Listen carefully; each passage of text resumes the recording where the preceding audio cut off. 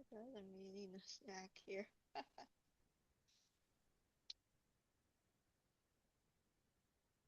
So I didn't just eat snack.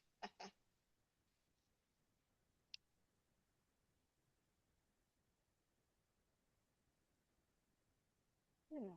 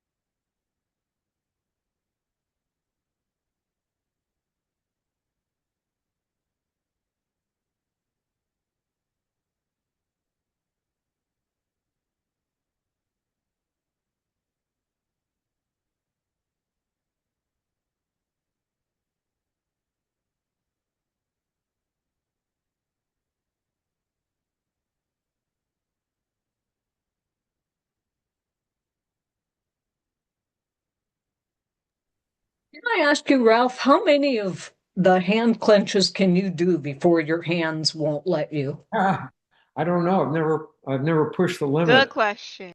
Really?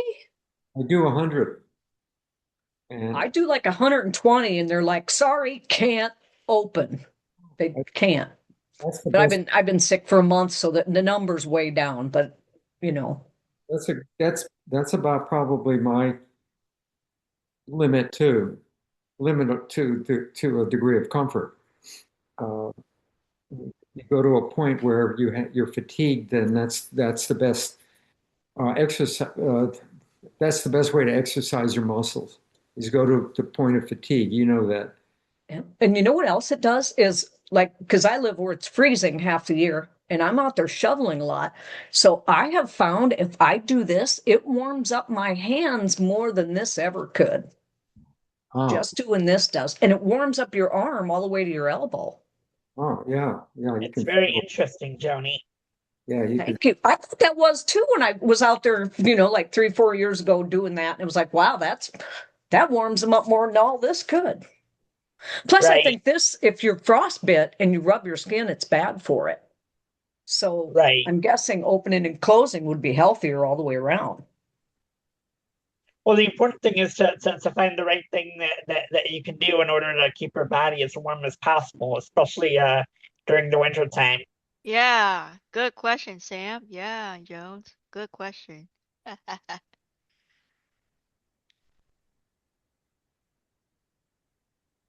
So this exercise here, solo push hands, Ah, ho, ho, ho, solo push ho. hands, you're pushing Whoops. against your It own force. fall out. And so you have to do two things at once. You have to feel how much you're pushing. Oh, You have to wow. feel how much you're Oh, there yielding. you go. All right. I mean, So I'm sorry, honey. If you do that, we can't hear him when he's talking. If you're laughing or making little, we can't hear Ralph. I just wanted to tell you, honey, just so that you know.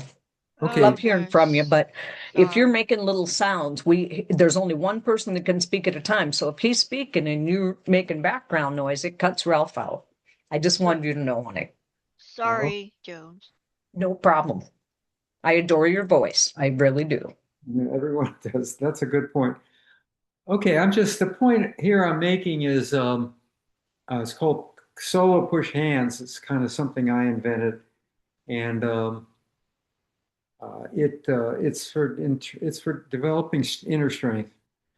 Uh, and so what you're doing here is you have to be aware of how much force you're applying.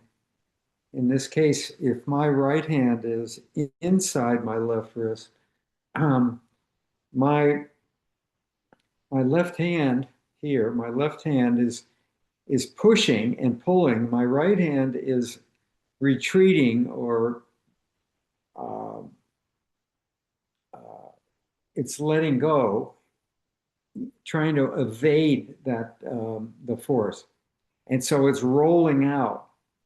right? And when it reaches a point where it can't go any further, it has to rotate in to get away from this force. Um, so you have so here again, let's start over again. So you've got one upon pushing, the other rotating away, and it reaches a point where it can't rotate anymore, so it changes direction. And the other hand, which is pulling or pushing, starts pulling in, right? When it feels that it's losing contact with the other hand, which is trying to evade the force. So does that make sense? And so you've got one hand that's uh, both hands are feeling pressure. One is trying to get away, and the other one is trying to stick. You either pull or push. So you have to uh, play two roles here instead of doing. If you're doing this with somebody else, you can control the how fast they're moving and to what degree amount of pressure they're applying. So this is really good to do because you get a sense of uh, what it feels like, right, from both ends, the yin and the yang. So here, if we'll look at it that way, yang would be the pushing or pulling, and yin would be the allowing the energy to dissipate to evade and to get away using non-resistance, right? So, and notice the other important thing here is you're using circular energy or circularity, circular motions to evade on both ends, right? So you get here and you can't, you're starting to feel compressed, right? Because my left hand is pulling in. So I'm going to rotate out just before it reaches too far in. Otherwise, I get stuck. So at this point, I don't have any room to move. So I have to sense it and I have to start turning, right? Use that circularity early enough to be able to get away. And the same out here. Right? So I'm constantly using this circular motion. And we talk about this Pung energy, is circular energy, so important in Tai Chi. And a good example of that is the beach ball, right? We talk about that analogy in the water of the ball in the water, and you jump on it and it spins away. So here's the same thing at play here. And so these forces are very important. A Pung force is the Pung force is the first of the 8 uh, energies, right? We always talk about Pung energy first. And it's classically defined, all right? The simple definition is ward off, and which implies stepping aside and letting something go, right? Deflecting or warding off. But it uses it has to use circular motions to be able to accomplish that. So that's why it's called Pung. And in all the 8 energies, there's some Pung. Pung is really a primary force. You're really using some degree of circular motions in all 8 of these energies that we've talked about. And today we're going to focus briefly on the last one, which is called bump. Strictly defined the use of the shoulder, but generally defined as being able to use your body or different parts of your body to bump something. And so we'll talk about that briefly, and that'll be the end of the 8 energy. Can I ask a question, Ralph? Yeah. What is it called? Like your a transference of energy? What would the term be for what we're doing with the energy? We're just taking it and keeping it moving on by, keeping the energy moving, but not letting it affect us. What would you call that? Like yin yang? What is the words for it? We're just not letting the energy land on us. We just keep it moving. There's got to be a term for it. I keep thinking transference of energy, but That's not it. Well, I think the best way to answer that is the word energy in Tai Chi is uh, it's uh, it's become kind of misinterpreted, I think. People talk about energy and they talk about the energy moving around in your body and it's being stored in certain parts of your body and then released and to other parts of your body. I think the best definition, and that's what you're asking, what is energy? When we use the term energy, it's really force. You know, and to apply a force, you have to use energy, right? You have to burn sugar, and I mean, you have to you it, um, from a biochemical point of view, you have to generate energy in order to in order to apply a force, right? If you want to push something, you have to burn energy. You have to have some energy behind it. So that's Right. basically that's why I'm using the definition. And we talk about the eight energies. They're really not energies. They're just ways of of dealing with a force or generating or using a force. And so one example would be pushing something away. That would be a way of using force, right, to accomplish something. In the martial arts sense, it would be to push somebody away. Um, and um, on the defensive end of it is you would use pung energy. Let's say if you use pung energy to move aside into block and let something go by, right? And so that's a way of using energy to deal with a force or using energy to generate a force. But in both cases, we're talking about a force, right? Generating some force or dissipating some force coming at us. So that's, I don't know, does that answer your question? And it made me think of the fact that too, like a boxer takes the hits. That takes a lot of energy to tense up to be able to take a hit. Where with Tai Chi, the energy is just transferred just right on by you. I just keep thinking it doesn't have to miss you, just has to miss you a tiny bit. Where with boxing, you just sit and take it, and you've got to tense up for every bit of that energy coming at you. You got to expel a lot to take it. But in Tai Chi, we're just pushing it right on by, and I just love it.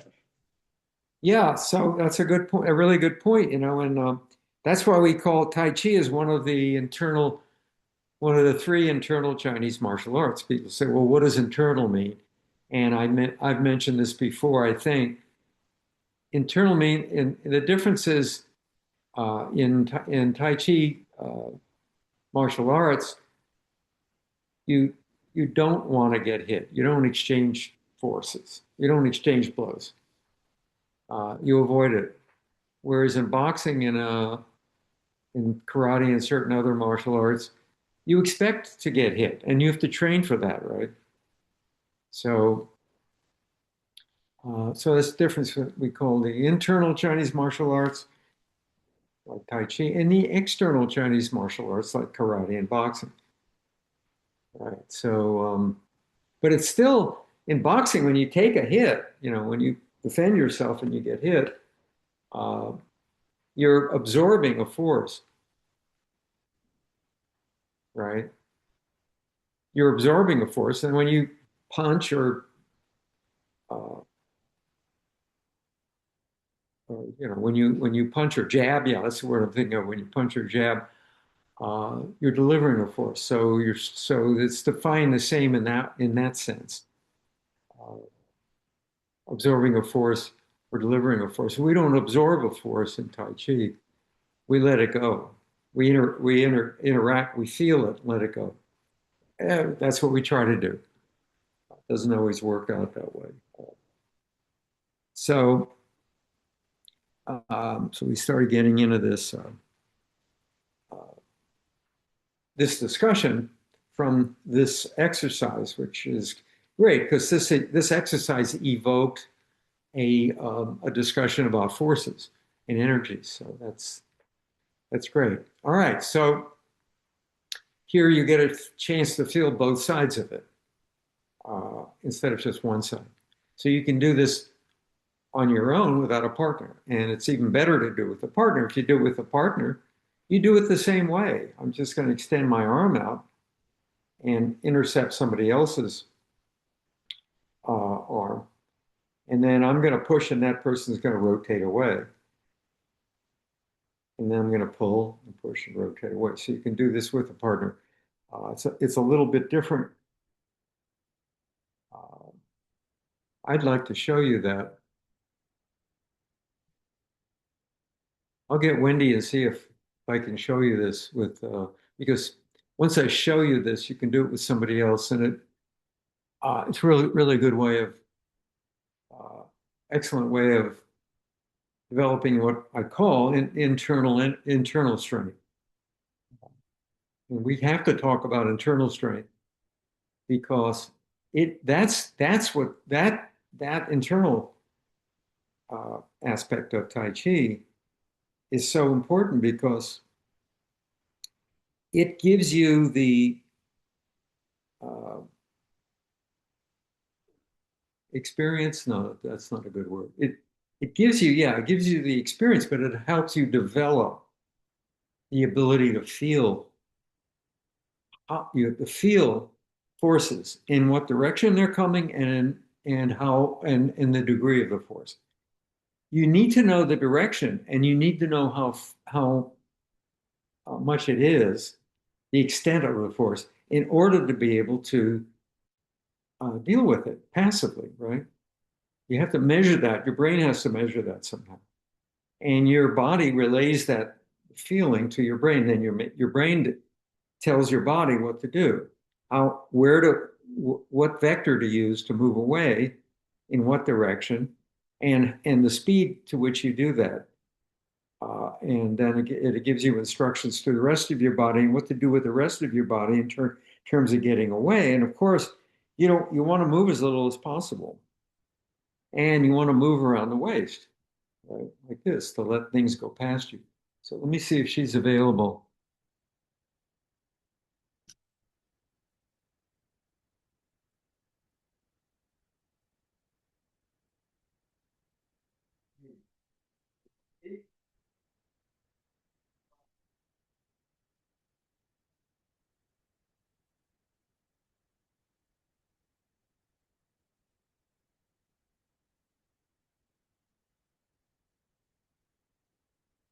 Okay, she'll come in later. Um, but yeah, so this, so what I'm talking about, uh, another principle involved is the use of silk reeling energy, or silk reeling, the feeling of reeling silk.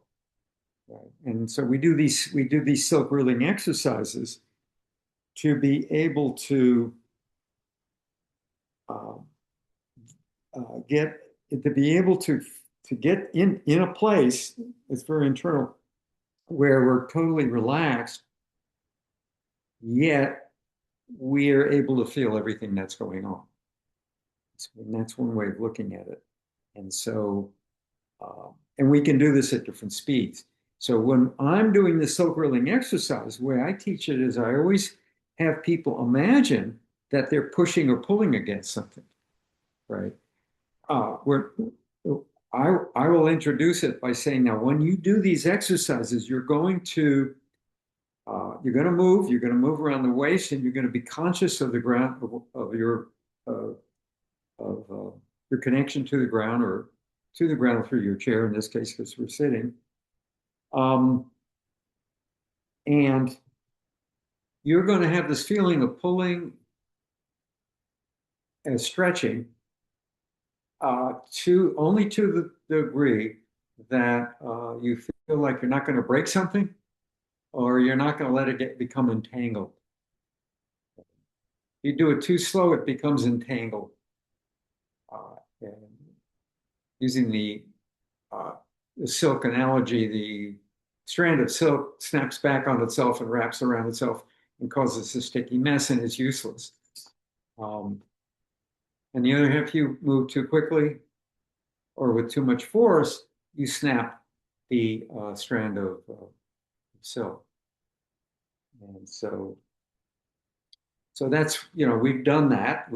I guess we could do that today. Maybe we can do it now. That would give us fit into this conversation. So we're just going to do one hand, and I'm going to use this circular motion, and that brings circularity into everything. And as I come down, I feel like I'm scooping. I can feel pressure, like I'm pulling. And then I reach this point here, and I'm going to turn and pull. So here I'm pushing, turning, and pulling. Now, when Wendy comes in, I can show you how you might do this with a partner. But if we're doing this together and we're moving in the same direction, I'm pushing on your wrist, and then at some point you realize you can't go any further, and so the best place to go is up and around. You're going to make a circular motion to go up and around, because otherwise there's no more place for you to go, and you're going to get turned and pushed over in an awkward position, and you'll become uprooted and off balance. And so if you're going to maintain an upright posture, standing or sitting in one place, and I'm pushing you this way, you're going to let go and you're going to turn your arm and come up.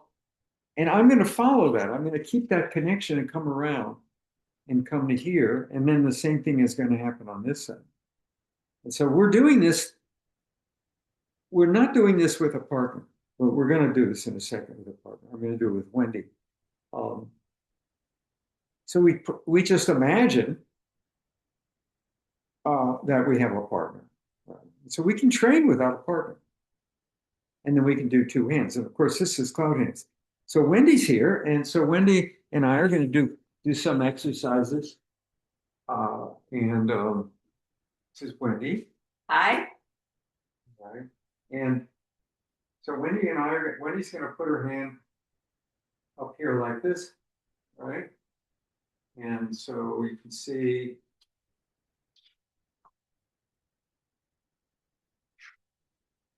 we're connected, right? In this way, right?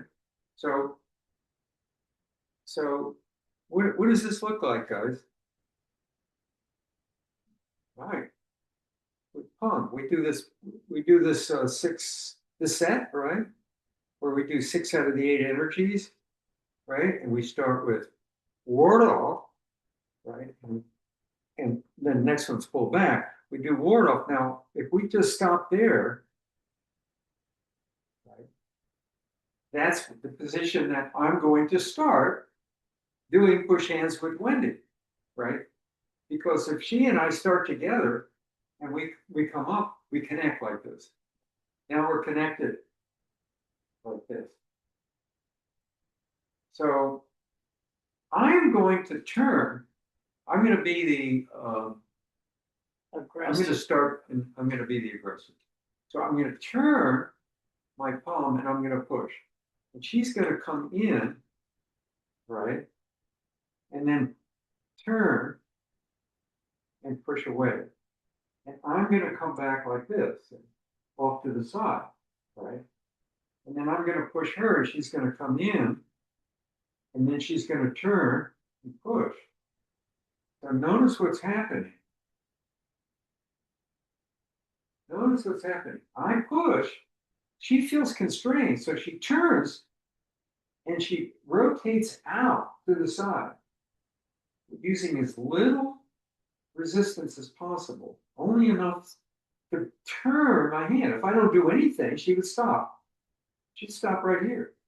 As long as she feels the force, she's got to get away. So she turns that force away. Right. And now she's going to turn using her body. Right. So she feels it and turns. She feels it. Now she pushes. I feel it. When she gets here, I can't go any further. So I turn and push away. And so we have this, what's going on here is we can barely feel each other. You know, I'm doing this. we can barely feel each other's energies because I'm using rotations around the waist and turning to let that energy, to turn that energy around. Okay.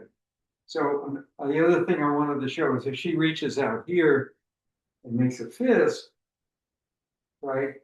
I can go like this now. Now she's got to do something, right? Or else I'm going to grab her like this and push her this way. All right. So what she's going to do is she's going to rotate around. Turn. No, turn your arm the other way. Open up your hand. And she's gonna rotate this arm up and around, right? Get out of the way. See how she's doing that? Right. So I'm making contact with her, but she's always moving. Like that ball. I can't get her away. And there's a lot more to it, using the other hand. So anyway, thank you, Wendy. um, it's very subtle, and you've got to let go. You got to let go. I mean, if you apply any kind of form of resistance, that person can feel it and take advantage of it. And so this is, you can do it alone or you can do it with a partner. So if you do it with a partner, you want to start this way. And then they push, right? And you come in and turn and push, come in and turn and push. And notice you're using your ways. So you've got this circular motion going on using your ways. Or it can be in this direction.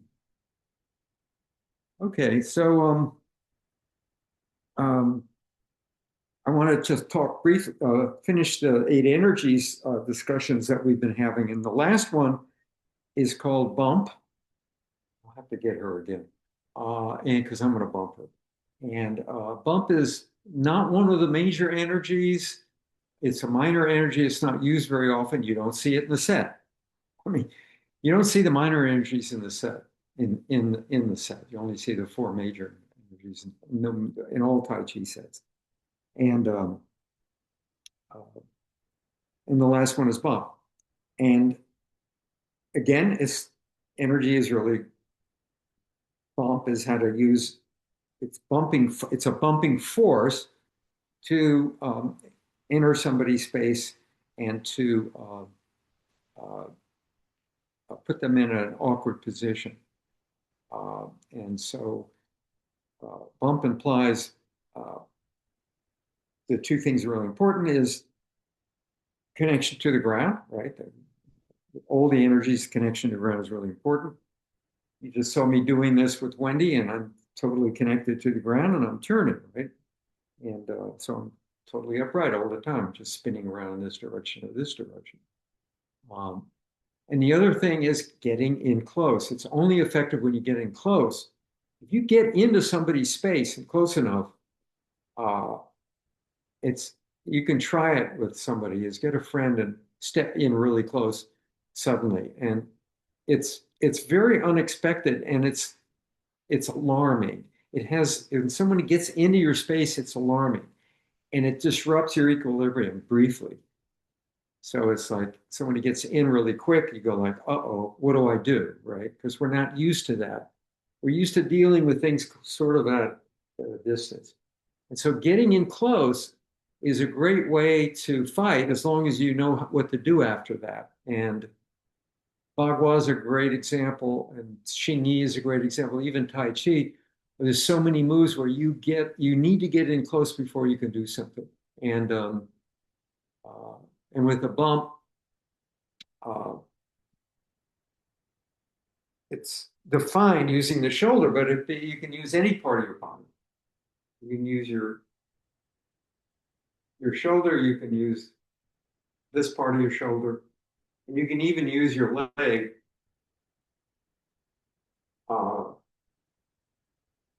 If somebody throws a punch, I would step aside and grab the arm and then get in close like this, right? And do this. Oh, this. another way to use that if somebody reaches around and grabs you is you bump them back, break their hold, right? And the third way is get in close and put your thigh against their thigh, the back of their thigh. And now I'm in really close. I've got my hand around their, look, let me get Wendy. Hey, Wendy? Wendy. She flew the coop.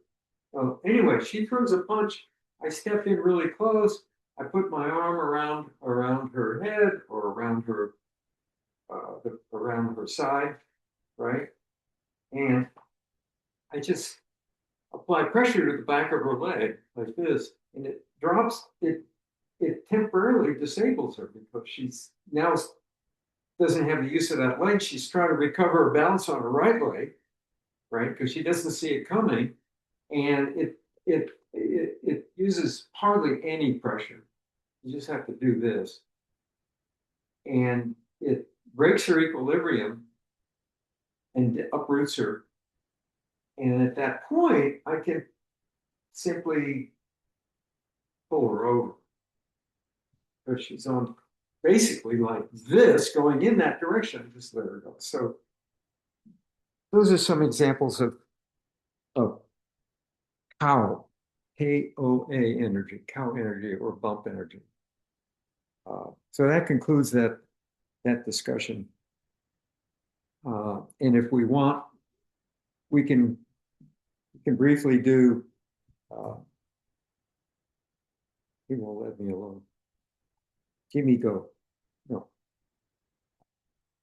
We can do these and this exercise that we do with the 6 forms, starting with holding a bowl on the right hand side. The left hand is down, the right hand is up. Okay, and this is called grasping bird's tail, but that's only one of the 6 movements. And so we start off by making a connection, and we ward off out to the side. So notice how my arm has got a nice round nature to it. It's not in like this. It's not out like this. It's like this. And I'm turned so that my palm is actually up. So I'm not this way. You'll see that's what Wendy was doing. She was doing this. You want to be like this. And you want to use your arm as a bar. 1. And then you turn the palms around, and here you're pulling back. And then you make the connection. Right fingers on the inside of the left wrist. You turn and press.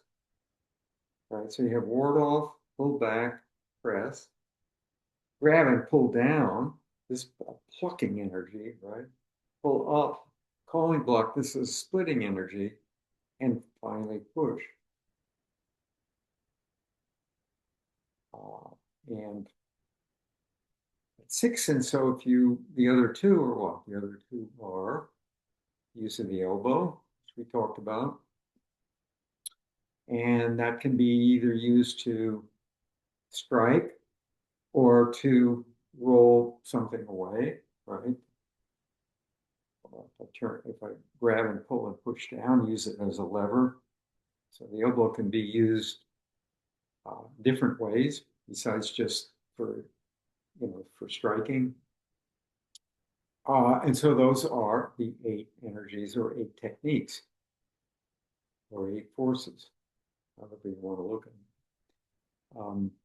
So I thought what we do moving along now is, let me check the time, is do some qigong jin. We haven't done that for a while. So here we have a series of 12 exercises, and the 12th being a relaxation mode. And this is really good for building muscular strength and strengthening the the tendons which connect the muscles and the bones.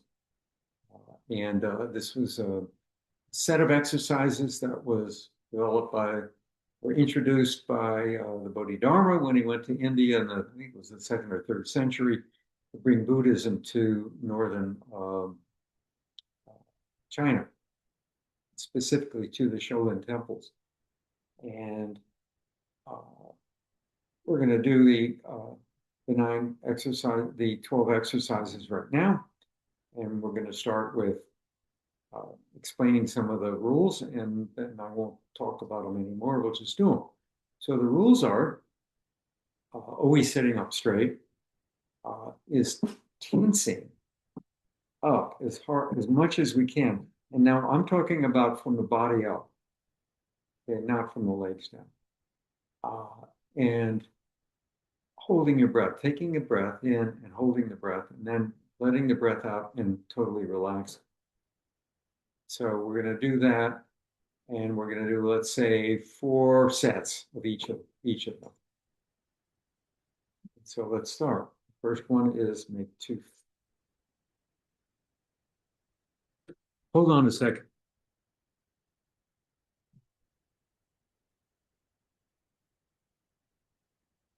It's funny, I got an emergency signal. There's a fire somewhere, but it's not close. Sorry for that.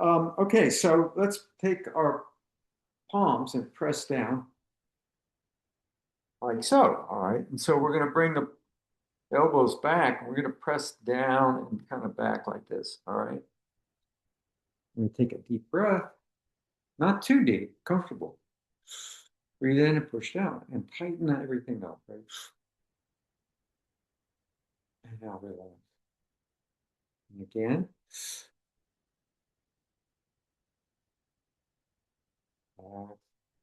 Again. And relax. And again. And relax. Okay, that's the first one. And so in addition to building strength and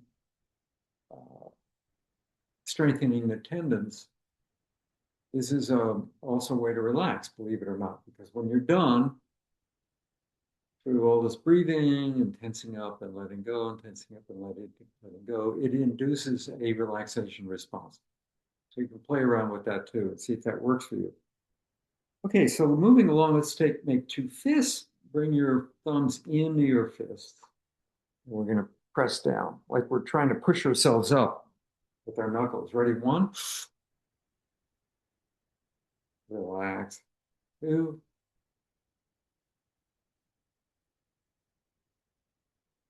3.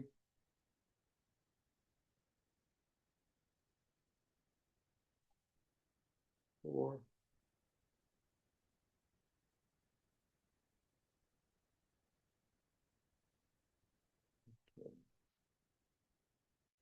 Next, same thing. Keep your thumbs in. Make 2 fists. The thumbs inside. Push out straight. 1. 2.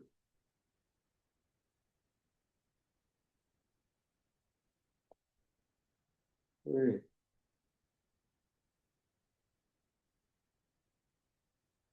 4.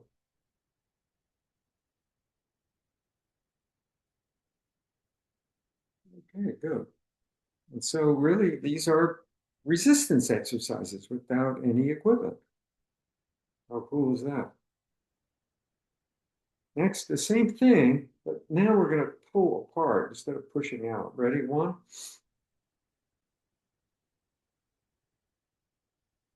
2.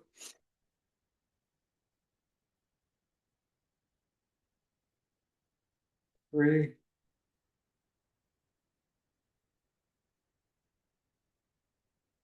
4.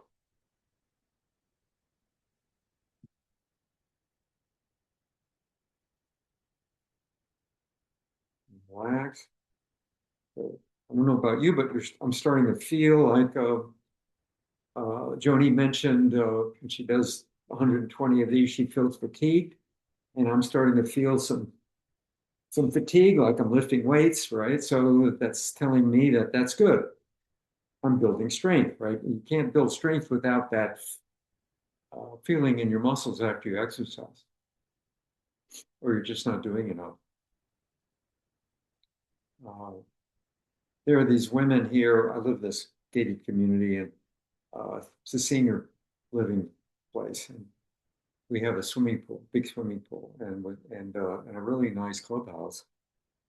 And they have a Tai Chi studio there that I teach in, and they created that for me to be able to teach cane self-defense and Tai Chi, and other people use it for yoga and so forth.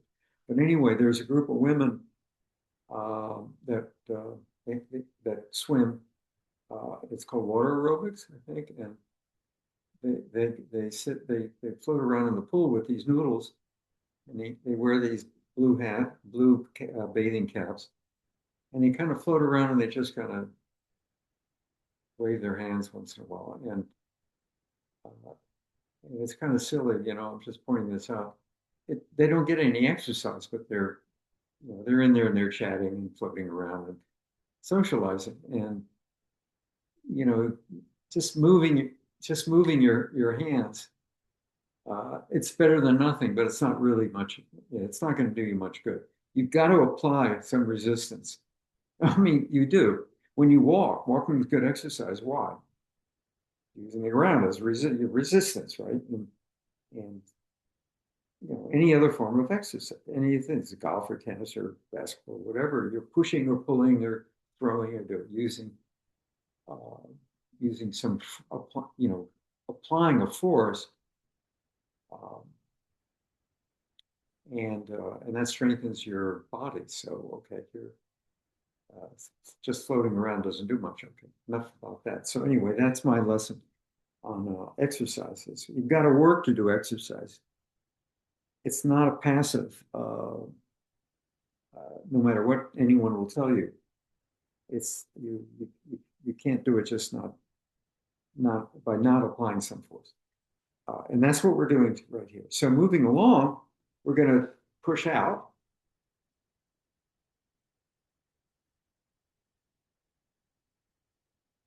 2, 3, and 4. Okay. Some work here. Okay, bye.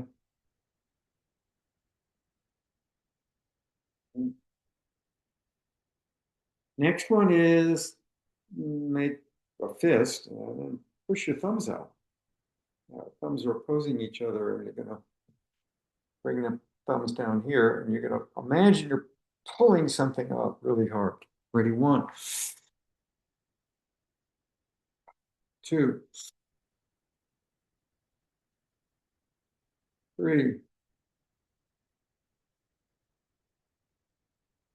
4.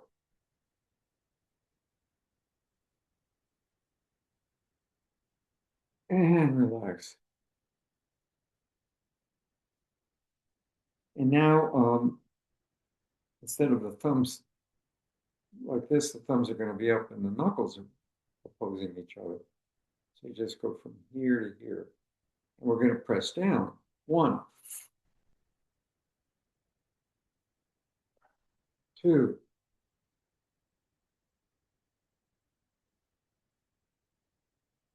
3, 4.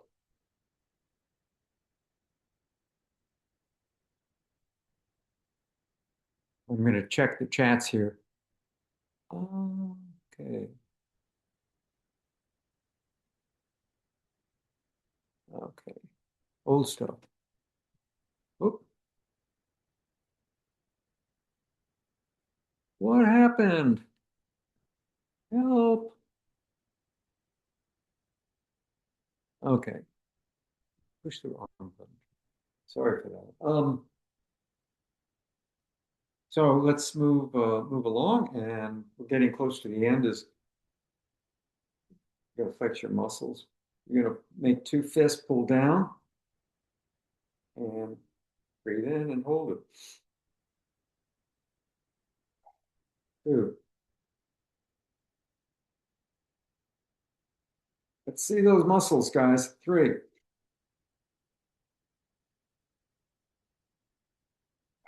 4.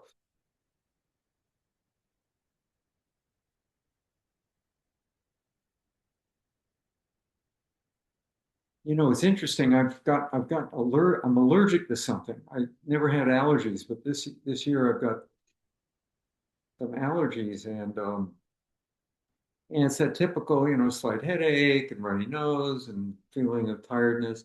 And I do these Qigong Jin exercises, and I get temporary relief. So you might try this if you have allergies, and see if it works for you. Um, Same thing this time. Instead of this way, we're going to roll the fists over. We're going to push up.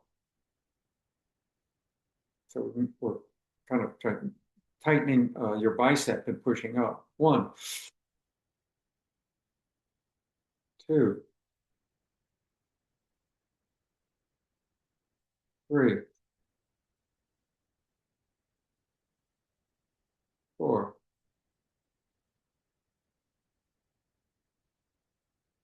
So, if you dissect all these movements, you'll see that in most cases you're flexing in both directions, right?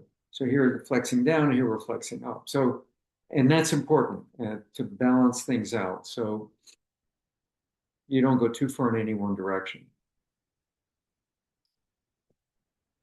Now we're going to imagine we're grabbing parallel bars, running in and out of the screen sagittally. And we're going to imagine we're pulling ourselves up, and lift your heels if you can. 1, relax. 2, hang, pull up,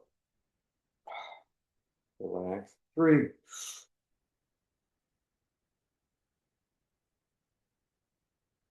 and 4.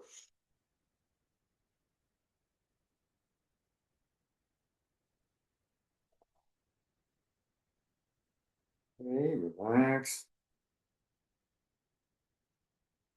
And here, imagine there's a bar going across from side to side. You're going to grab the bar, and you're going to imagine that you're going to push the bar up and push your body into the ground. So you put your feet on the ground, you push up. 1,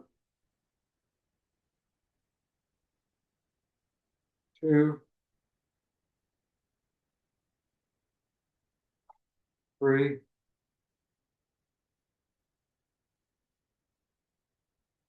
and 4.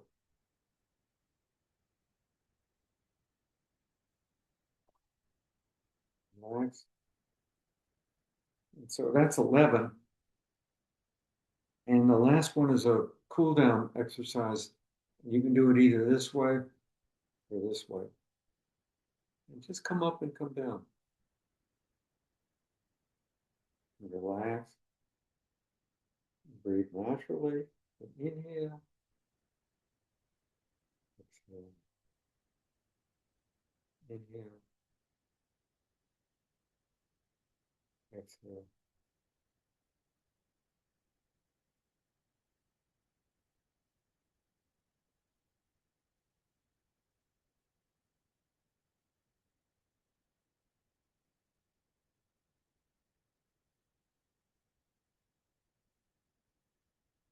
And we put our hands on our laps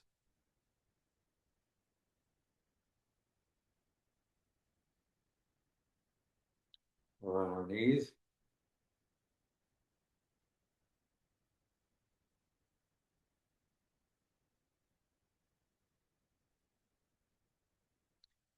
Take a few deep breaths. Relax. Come up.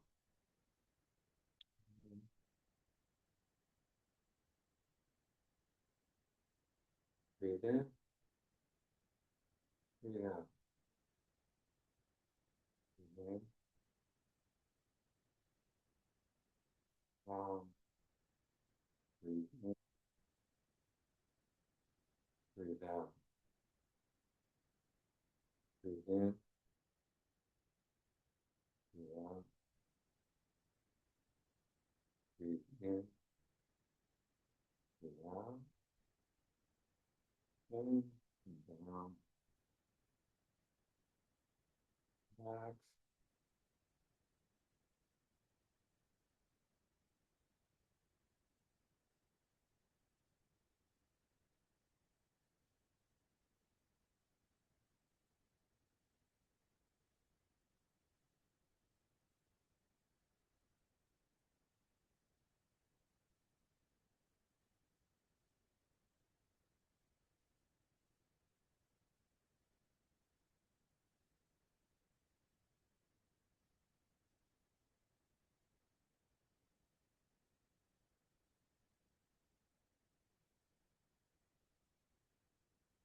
Okay. All right. Have a Thank good, you. you're welcome. Have a good week. Okay. Sorry, Jones, for interrupt. Sorry. It's Not a bit, Tammy. You are adorable. I just adore you, honey. Don't worry about it. Okay. Bye. Like, I See you next week. Bye. yep.